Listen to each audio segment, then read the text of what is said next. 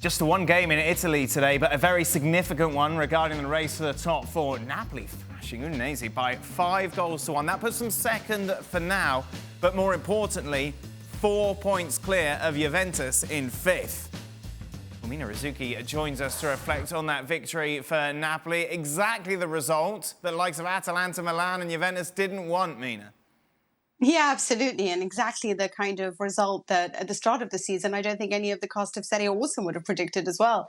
Some of us thought that Napoli wasn't going to make it in the top four. And the way that they started the season, you saw the same type of problems for Napoli. But now we're seeing the true beauty of their game, how involved Osimhen is and what a great outlet he is for that pass. How the partnership has formed with him and Zielinski, the power and magic of Insigne. And it just seems like when they do have that confidence and they are able to really impose their game on an opponent, one that does fall apart the way that Udinese did today, then you can see the real magic of their play and they continue to press on that accelerator, seeking goals. And of course, goal difference could make a difference if they have similar points. It is head-to-head, but if they are similar in head-to-head, then it does go down to goal difference. And right now, Napoli is looking rather majestic, and they have 2 easy games left. So I would say it's an easy top four for them. All eyes then on Juventus against Sassuolo on Wednesday. Mina, it's the first time we've had to have a proper conversation after Milan tore them apart at the weekend. This is such a significant match, isn't it?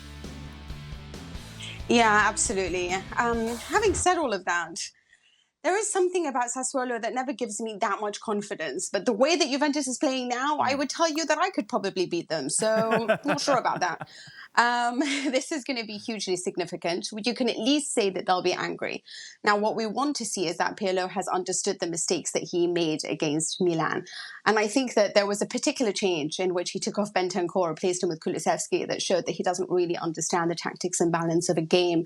What he has all the time is just a bunch of guys who think really on just how to score a goal. Federico Chiesa, they're individuals. Ronaldo, individual. Morata, they're not players that can play as part of a united front line that know how to give and go, that have the majesty of play that we saw today from Napoli as an example, or even how interplay with Brozovic and Eriksen, that ability to give and go, they just don't have. And to take off a midfielder and add just another one of these guys was just devastating for Juventus against Milan. So it remains to be seen whether he will bring in the likes of Dybala or Arthur, or just somebody who understands how to possess the ball and perhaps spread a pass or try to open the forward line. It's very saddening to see how much Pirlo doesn't seem to get it and how much Juventus have collapsed really in the second half of the season. No matter what happens now, between now and even if Juve qualify for the top four, he's gone, isn't he, at the end of the season, Mina?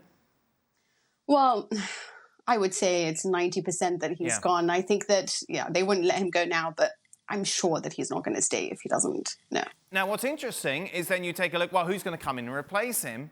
But it might be a manager who's willing to take over a side who's in the Europa League. You know, Zinedine Zidane has been heavily linked, hasn't he, to a move back to his former club. But would that be a prospect that he'd really want to face?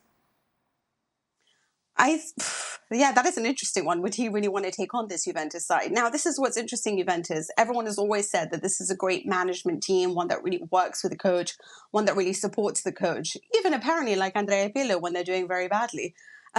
So we just don't know whether management will stick around right now. We don't know the future of Pavel Nedved or Fabio Paratici, the sporting director. We don't know even if Andrea Agnelli will remain at the helm or whether Elkan, who is head of Exor, the family unit that runs Juventus, whether he will replace him because of what happened with the Super League. So it remains to be seen who it is that will be in charge of Juventus next season and the choices they will make. But I think for Zidane, there is a romance attached to Juventus.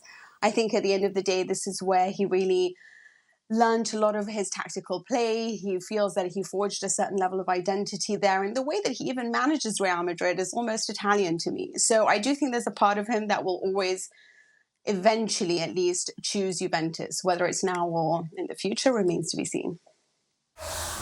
Thanks so much for watching ESPN on YouTube. And for more sports highlights and analysis, be sure to download the ESPN app. And for premium content and live streaming, subscribe to ESPN+.